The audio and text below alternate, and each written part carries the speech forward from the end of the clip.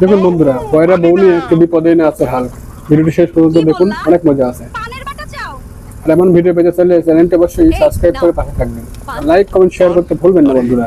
পানি চাইছি, পানি। বলতেছি গোসল করব।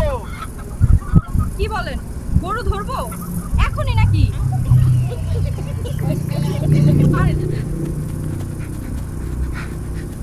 আরে না ভাই, আগে কানের ডাক্তার দেখান। আমাকে ভাত দাও। হাত দাও, হাত ধরবে নাকি? ওহ, ভাত আগে কইলা না কেন? 10 বার কইছি, এ নাও ভাত। শান্তি। হ্যাঁ।